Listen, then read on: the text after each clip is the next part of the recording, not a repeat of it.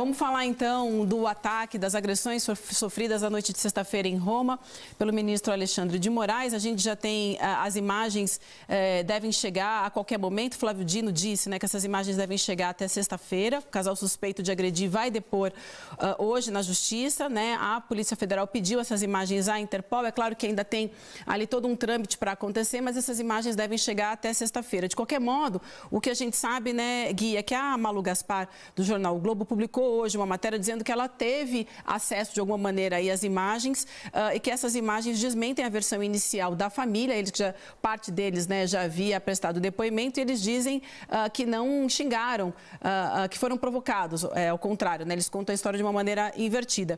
Mas essas imagens que ela teve acesso, o que ela diz é o seguinte, é que dá para ver, embora não tenha áudio, mas que dá para ver, fazer a leitura labial, inclusive pelo gesto, que a Andréia Munaral desafiando Moraes. Dá para ver isso mesmo sem ouvir o áudio. Essas imagens mostram isso claramente, Guilherme? E isso é central porque o que está sendo dito pelos bolsonaristas é que não teria acontecido da maneira que o Alexandre de Moraes e o filho contaram, que é tática bolsonarista desde o dia zero, de querer dizer, não foi bem assim, tá mentindo, e querer criar uma confusão. A Malu até usa na reportagem dela o termo de confusão interpretativa de Moraes, de que os bolsonaristas que atacaram ele dizem que ele teria interpretado de maneira errada a forma como ele se dirigia, o casal se dirigia a ele.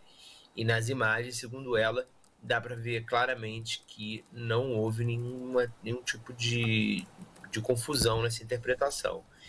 E essa justificativa, Vivi, de que as imagens precisam chegar para entender exatamente o que aconteceu, é também o que o Bolsonaro está alegando para ficar em silêncio até agora. Eu não sei se vocês perceberam, mas a única autoridade grande, enfim, de relevância, que não se manifestou até agora foi o Bolsonaro. Você viu até aliados dele se manifestando, o Valdemar Costa Neto se manifestou, o Ricardo Barros, que foi líder do governo dele na Câmara. O Moro também, O Moro falou também. O Sérgio Moro falou, e ele, Bolsonaro, está em silêncio. É um silêncio que foi percebido no STF. E o que a assessoria dele diz é que está esperando as imagens aparecerem para ele se manifestar. Bom, se as imagens mostrando que seja lá o que elas venham a mostrar e o Bolsonaro de alguma maneira se manifestar contrariamente ao Alexandre de Moraes, eu diria que não é propriamente uma decisão inteligente para quem vai em breve ter o seu recurso julgado pelo STF, Sim, então de qualquer maneira essas imagens vão comprovar o que já está muito claro, Guilherme? Não tem muito, não tem muito como dizer qualquer coisa diferente disso. Até porque também a gente está falando de um ministro, do Alexandre querendo contar uma história que não aconteceu. Se colocar, se entregar assim de bandeja, com um monte de testemunha ali do lado também, Exatamente. Enfim, não tem sem razão, não teria razão para ele contar uma versão diferente. Isso é uma coisa muito desgastante de lidar com o bolsonarismo, gente? Porque ficam criando em coisas que não teria por que ter nenhum tipo de dúvida, eles ficam criando fica minando o que a gente entende como fato, obviamente o relato do Alexandre de Moraes está muito próximo do que deve ter de fato acontecido. E aí fica jogando esse tipo de suspeito, o tempo que a gente fica perdendo nisso. Enfim, que bom que há essas imagens e isso vai dirimir qualquer tipo de dúvida, E aí também tem o processo do Bolsonaro pensar o que dizer, Guilherme? Porque ele passou a vida atacando os ministros do STF, em especial o Alexandre de Moraes, Nominalmente ele já citou vários ministros, mas em especial o que mais sofreu ataques dele até hoje foi o Alexandre de Moraes. Chico, você... Eu estou vendo aqui, no 7 de setembro de 21, Né? Lembra aquele Bolsonaro estava na Avenida Paulista e chamou textualmente, né, Alexandre de Moraes de canalha. Isso. Dizendo, não vou obedecer ordens desse homem, desse canalha, e nunca serei preso. Né? Aquele tigrão que ameaçava, e no 7 de setembro de 21, ameaçava com golpe e tudo mais, agora fica mais mansinho. Mas daí a chegar a se solidarizar com Moraes, né, vai ser mais difícil. Imagina esses bolsonaristas que hostilizaram o ministro Moraes lá em Roma, né, certamente incentivados lá no passado pelo Bolsonaro, que disse para eles, né, para esse gado, olha, esse ministro é um canalha e eu não vou obedecer, batendo no peito e tal. Como é que eles vão receber agora, né, uma crítica de Bolsonaro solidarizando-se com Moraes? Falou, ai, que coisa é essa? Podem ser mais 3 que vão entrar na turma daquele arrependido. Então, isso que eu ia perguntar para o Guilherme. Ele está construindo a narrativa, né, Guilherme, também, né? Porque em algum momento as imagens vão aparecer, o Bolsonaro vai precisar se solidarizar, todo mundo já fez, né? Mas ele só está pensando no que dizer, né? Porque ele precisa agradar as pessoas que esperam um mínimo de civilidade, não sei como alguém espera a civilidade do Bolsonaro ainda, mas que espera o mínimo de civilidade de um ex-presidente com a sua base que acha legal bater em ministro do STF, né, Guilherme? Exato. E ele tem que, mais uma vez, ele vai ter que escolher a qual público ele vai desagradar, né? Lembrando que a opção de manifestar solidariedade ao Alexandre de Moraes não faz com que ele agrade, até pelo time, né, que essa eventual manifestação venha, não significa que ele vá conseguir mudar a forma como o STF o encara. Isso é uma coisa que dificilmente o Bolsonaro ainda consegue fazer.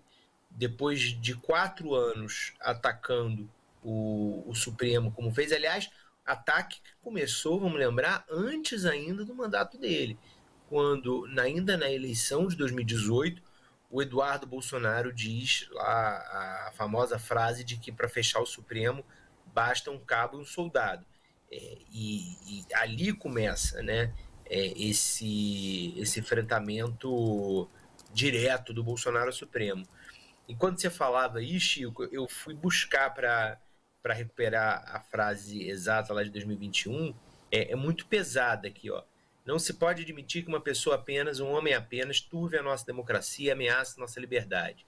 Dizer a esse ministro que ele tem tempo ainda para se redimir, tem tempo ainda de arquivar seus inquéritos. Ou melhor, acabou o tempo dele. Sai, Alexandre de Moraes. Deixa de ser canalha. Deixa de oprimir o povo brasileiro, deixa de censurar o seu povo. Isso é o exemplo perfeito do discurso de ódio que vira crime de ódio. É isso. É um discurso de ódio de uma liderança que tem responsabilidade com o que diz, e esse discurso de ódio vira crime de ódio. Ali foi um tapa, né, no filho do Alexandre de Moraes. Agora, se aquilo ali fosse talvez fora das dependências de um aeroporto, talvez fosse um tiro, fosse algo com uma arma, e poderia até matar alguém. Esse tipo de caso, que é muito triste, mas ele é muito pedagógico, é muito ilustrativo de como a pessoa, a autoridade que profere um discurso de ódio, ela tem responsabilidade quando um seguidor, um apoiador, alguém que o admira, faz o que esses 3 fizeram. Ô, Guilherme, só para completar aqui, eu estava acompanhando a sua leitura, que eu também estava vendo literalmente o que disse naquela época o Bolsonaro, mas ele disse mais a respeito de Moraes. Ou este ministro se enquadra, ou ele pede para sair. Né? Dizer a vocês que qualquer decisão do Alexandre de Moraes, este presidente não mais cumprirá. Dizer mais a vocês, nós acreditamos e queremos a democracia, a alma da democracia, o voto. Não vamos admitir um sistema, não podemos admitir um sistema eleitoral que não oferece qualquer segurança por ocasião das eleições. Não posso participar de uma farsa como esta, patrocinada ainda pelo presidente do TSE, referindo-se ao ministro Barroso, né? Dizer àqueles que querem me tornar inelegível em Brasília, só Deus me tira de lá. Dizer aos canalhas que eu nunca serei preso. O Supremo Tribunal Federal perdeu as condições mínimas de continuar dentro daquele tribunal. E por aí vai. Quer dizer, é esse o discurso do cara que faz com que essa gente inculta, que xinga os outros chamando de comunista, se sintam empoderados, se sintam todos garbosos para no aeroporto de Roma, gente que tem dinheiro, está passeando lá para a Europa. Né? Vejam o ministro, que eles nem conhecem pessoalmente, e partam para cima dele. Olha, isso tem que acabar, né? Não é possível que a gente caminhe, as pessoas caminhem pela rua xingando umas às outras, sem nem conhecer pessoalmente. É isso. Gostei de se encontrar, porque eu encontrei o resto do texto. É grotesco. É digno dele mesmo. Ed, tem um meme ótimo no TikTok que mostra o Bolsonaro falando: ninguém vai pegar meu celular. Aí ele: pegaram meu celular. É mais ou menos esse negócio: ninguém vai me prender, calma aí que o seu está sendo construído, Jair. Deixa eu voltar, Guilherme, para a gente falar sobre o perfil dessas pessoas que atacaram o presidente do STF, o Alexandre de Moraes, no aeroporto de Roma. Uma reportagem da Folha de São Paulo, assinada pelo Rubens Cavallari e o Arthur Rodrigues, fala sobre o perfil do Roberto Mantovani Filho, né, um dos suspeitos de ter agredido o Alexandre de Moraes. Ele é de Santa Bárbara do Oeste, aqui no interior de São Paulo. E, Guilherme, ele tem duas coisas muito comuns do Brasil. Uma mistura do futebol com a política, né? O Roberto Mantovani teve relação com a União Barbarense, um time que teve até um relativo sucesso aqui nos anos 2000, nos anos 90 aqui no estado de São Paulo. E ele também teve o que a gente chama, e o Edu trouxe isso aqui, acho que não me engano tem uns 10 dias atrás, falando sobre as coligações do interior do Brasil, né? A gente está acostumado nessa política polarizada PT e PL agora, antes era PT e PSDB nacionalmente, mas as alianças regionais são diferentes, né? E acho que o Roberto Mantovani Filho é um exemplo disso. Inclusive, nessa matéria do Arthur e do Rubens, eles dizem que pouco antes da viagem que ele se encontrou acidentalmente com Alexandre de Moraes em Roma, ele teve com o presidente do PT em Santa Bárbara do Oeste, Luiz Vanderlei Largueza, que foi seu parceiro de chapa numa dobradinha lá em Santa Bárbara do Oeste entre PL e PT. Ou seja, pelo interior do Brasil isso é muito comum, né, Guilherme? E aí a história do Mantovani, apesar dessas críticas muito duras ao PT, é de uma aliança recente com o PT lá em Santa Bárbara, né, Gui? Isso é a cara do Brasil, né? É a cara de você ter essa postura, você ter uma postura de um lado e ali na esquina você fazer uma coisa completamente diferente. Certamente, quando teve essa aliança, ele não dizia que o cara era comunista, como é que é? Comunista, corrupto, comprado, né? Essas três coisas que ele falou do Alexandre de Moraes. Enfim, é Brasil na veia esse detalhe aí que você trouxe.